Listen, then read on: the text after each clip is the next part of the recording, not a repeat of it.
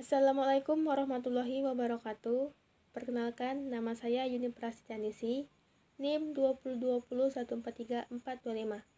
Pada kali ini saya akan membuat video yang berisikan soal UAS Pendidikan Agama Islam dan jawabannya.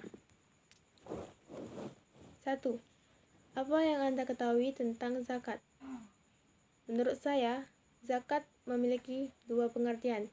Yang pertama yaitu menurut bahasa.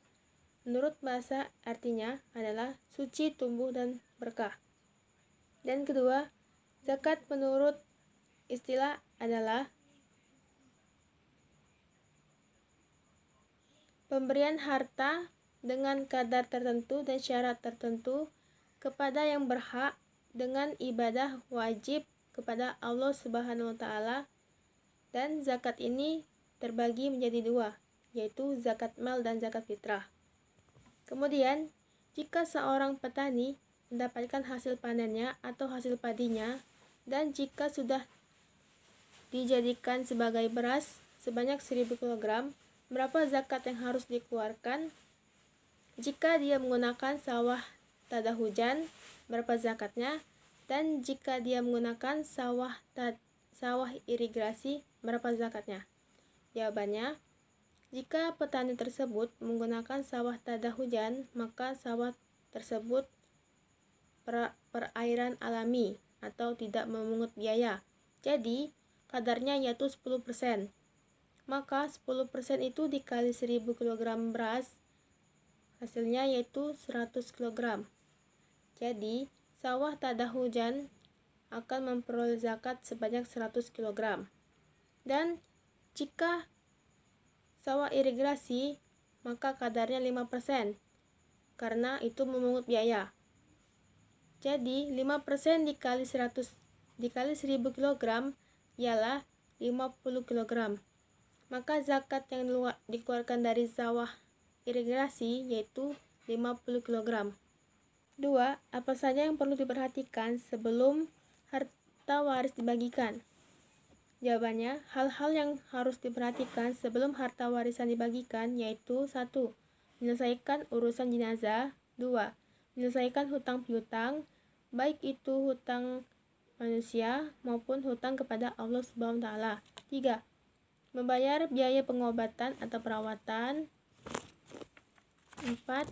Membayar pemakaman almarhum. 5. Memenuhi wasiat sang mayit apabila semasa hidupnya pernah bernazar. Kemudian, jika seorang suami mati dan meninggalkan harta sebanyak 100 juta dan dia meninggalkan 1 orang istri, 2 orang anak laki-laki, dan 1 orang anak perempuan, maka berapa pembagian harta masing-masing? Jika itu istri, maka 1/4 bagian. 1/4 itu dikalikan 100 juta menjadi 25 juta. Dan jika itu anak laki-laki, 1/3. Jadi ini dia memiliki 2 anak laki-laki, jadi 2/3 dikali 100 juta, yaitu mendapatkan hasil 50 juta. Dan kemudian jika 1 orang anak perempuan, maka 1/2. 1/2 dikali 25 juta tersebut, yaitu menjadi 12,5 juta. Masih ada sisanya. Sisanya yaitu terdapat 12,5 juta. Maka 12,5 juta ini akan menjadikan biaya perawatan, pemakaman almarhum, dan hutang piutang. Itu menurut saya. Nomor 3 yaitu apa yang Anda ketahui tentang akhlak? Baik itu akhlak kepada Allah, akhlak kepada manusia, dan akhlak kepada alam semesta.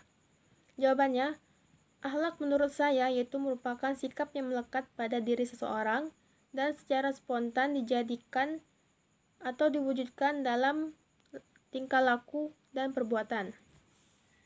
Akhlak terhadap Allah yaitu mencintai Allah melebihi cinta kepada apapun dan siapapun, juga dengan mempergunakan firman-Nya dalam Al-Quran sebagai pedoman hidup dan kehidupan, dan mensyukuri nikmat dan karunia Allah, memohon ampun kepada Allah sebesar-besarnya.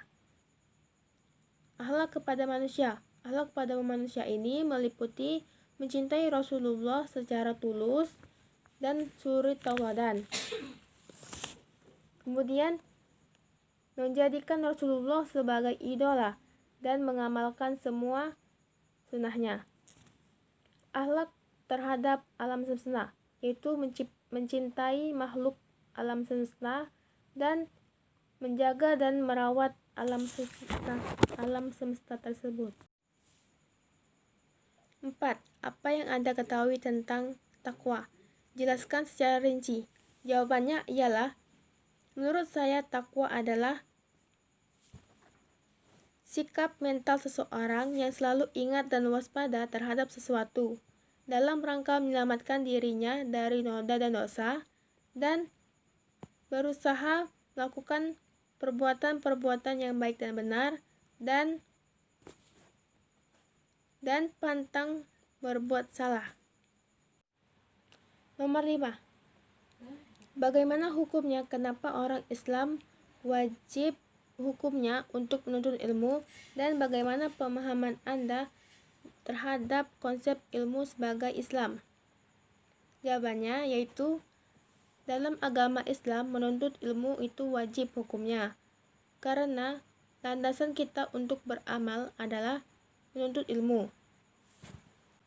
Perintah kewajiban menuntut ilmu terdapat dalam hadis riwayat Ibnu Majah yang dinilai oleh Syekh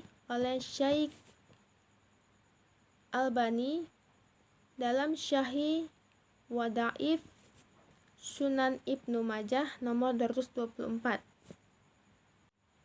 Pemahaman konsep ilmu terhadap Islam adalah pengetahuan yang sesuai dengan petunjuk oleh Rasulullah Shallallahu Alaihi Wasallam dan diamalkan, baik itu amal hati, amal lisan, maupun amal anggota badan. Sekian jawaban dari saya akhiri. Wassalamualaikum warahmatullahi wabarakatuh.